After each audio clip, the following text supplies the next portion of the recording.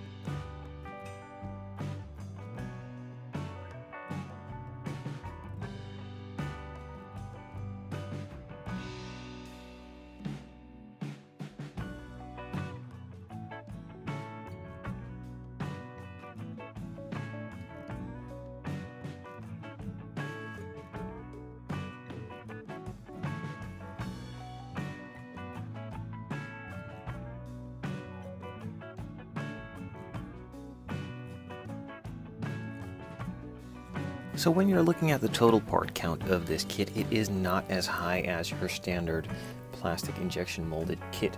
Mostly those kits have a lot of parts for the engine, the chassis, and all stuff that will probably never ever be seen. Now in this case, most of the parts that are made for these kits are for the details.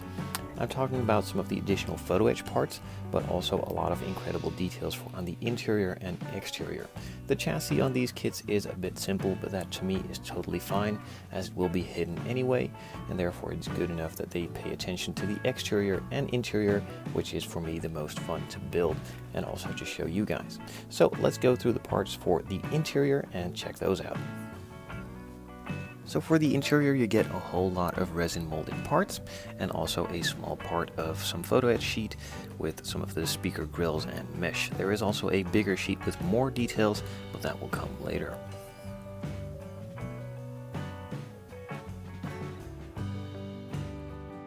So a lot of the parts are molded in one bigger piece, and then the additional smaller details like on the dashboard for the vents, some of the controls, even some of the extra layup panels, which can be painted in different colors, come molded separately.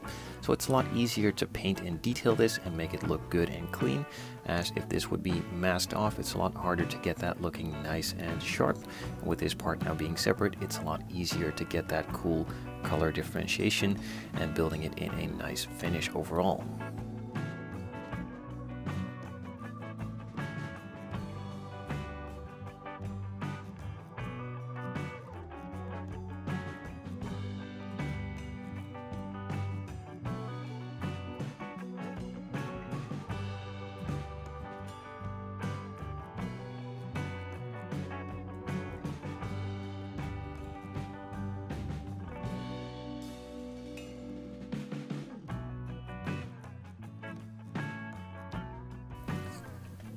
So for instance, this is a sprue with a lot of these parts that I just mentioned. All of the vents are molded separately, making a really nice component which is highly detailable, and a lot of the other smaller panels which need to have different colors are also molded in a separate part and piece to add additional details and just make it look a lot better overall.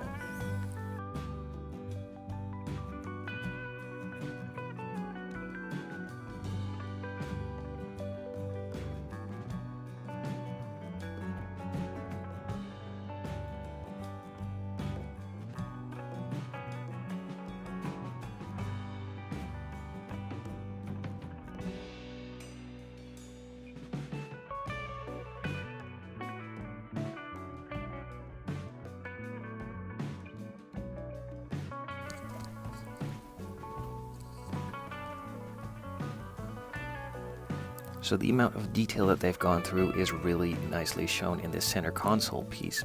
All of the parts are crisp, nice, and look to be there and correct to the actual reference of the car.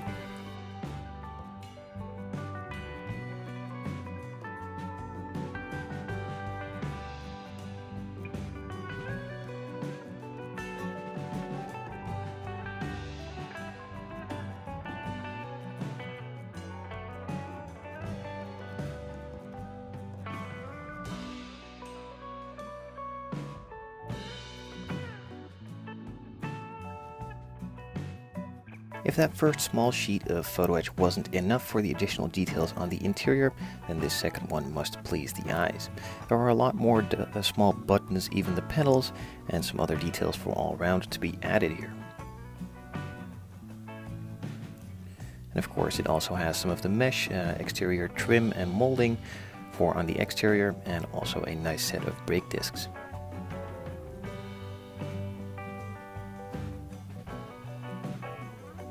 So as mentioned in the intro of the video, the chassis isn't really that much to talk about.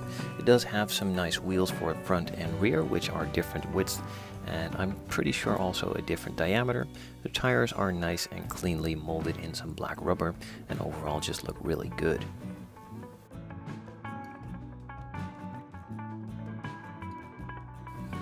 In addition to those photo etch discs, there is also a core for these discs to make them a bit thicker and not all be made out of metal, which is just a simple resin plate. They include some calipers for the front and rear as well, and also some of the e-brake calipers too.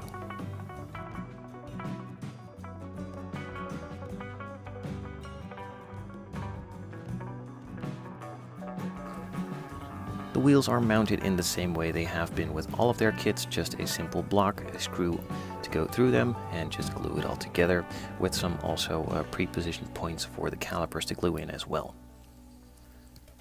The main chassis piece is molded in one big flat piece. It does have some detail underneath, but not that much to mention, and also a small point of the rear splitter, which is nice and flat, has some of these uprights as well, and is a good piece to be fully carbon fiber decaled out. So on that main big sheet of photo etch, there were a lot of the exterior vents as well, and then there are even a couple more to be added to it. Now the fun thing is that this needs to be bent in a pretty complicated shape, and they even added a mold system to do that in the kit as well.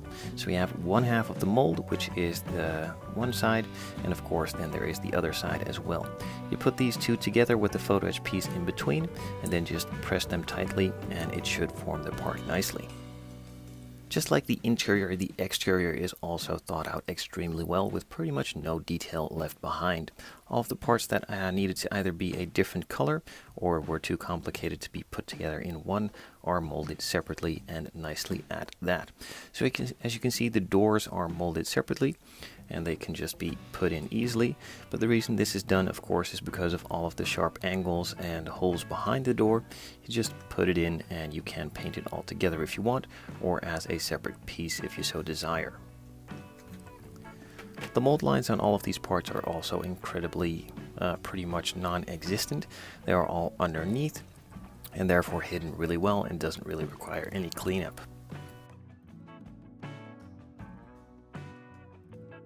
When looking at the additional details on the body, like all of the panel lines, they are nice and deep already, don't really need that much attention, but it is always nice to go over them quickly just to make them a bit deeper or fix them up here and there if necessary.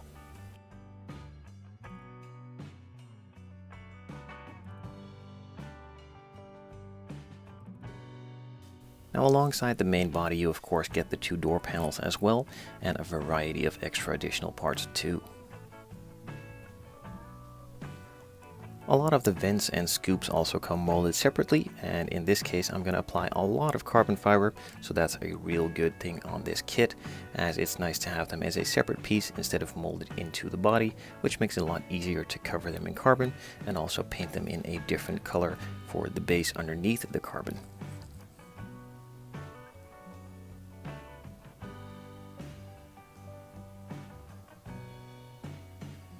So just like all the vents, even the front and rear splitter come molded separately as well. It's a pretty complicated shape, but I think it can be done in carbon fiber and made to look nicely. Same goes for the rear diffuser too. A lot of complicated angles here and there, but it should be doable. Now the fun thing about this kit is that it of course also has a spoiler, which is molded separately, so you can decide if you want to have it raised or lowered in the position on the stanced model. To complement the interior and exterior even further, there are also a couple sheets of decals with additional details. On this one you have a couple of the logos and emblems for on the calipers, for on the wheels, and also a couple more of the instrument buttons and clusters for on the interior. You also get a set of spare ones, not really sure why, but it's also always good to have. And then there are some metal transfers as well for additional detailing with chrome parts. And of course, finally, the clear parts. These can't really be left out. You have 1 or 2 sprues, in this case, with some molded clear resin, which looks really nice and crisp, and add an additional 3D part to those parts, of course. And then there is also a sheet of pre-cut and pre-painted, or at least the black outline is pre-painted for all of the other clear parts around. Now, one of the big letdowns for me, and this is one of the harder parts to actually get to look nice, are these parts, as they are flat, but they actually need to be curved, round, or at least not glued together on a flat surface. It is a lot harder to glue these in place nicely and have them conform to the shape. So if you guys have any suggestions on how to make that easier, please let me know down in the comments below.